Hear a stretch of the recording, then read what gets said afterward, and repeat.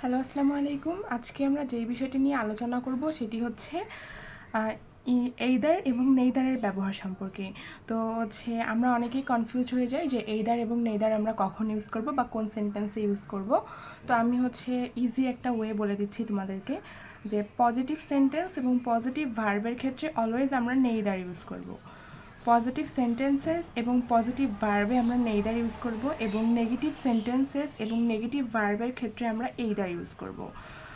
তো এখন এক্সাম্পল স্বরূপ যদি আমি তোমাদেরকে বলি, তোমাদের কাছে দুইটি অপশন আছে, অ্যাপেল এবং ব্যানানা, এবং তোমরা বলতে চাচ্ছ এই দুইটার মধ্যে তোমরা একটা লাইক করো না। তো তখন তোমরা কিভাবে বলবে? সো তোমরা বলতে পারো আই ডোন্ট লাইক, আমি পছন্দ করি না। সো এখানে আমরা কি দেখতে পাচ্ছি? এটা একটা নেগেটিভ সেন্টেন্স। সো আমি কি বলেছি? নেগেটিভ সেন্টেন্স এবং নেগেটিভ ভার্ব দেখলে আমরা কি বসাবো? Either. So I don't like either.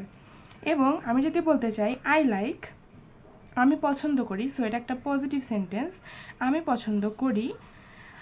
But তুমি বলতে চাচ্ছ যে পজিটিভ সেন্টেন্স দিয়ে যে তুমি এই দুটার মধ্যে যে কোনো একটা পছন্দ করো না। So I like neither.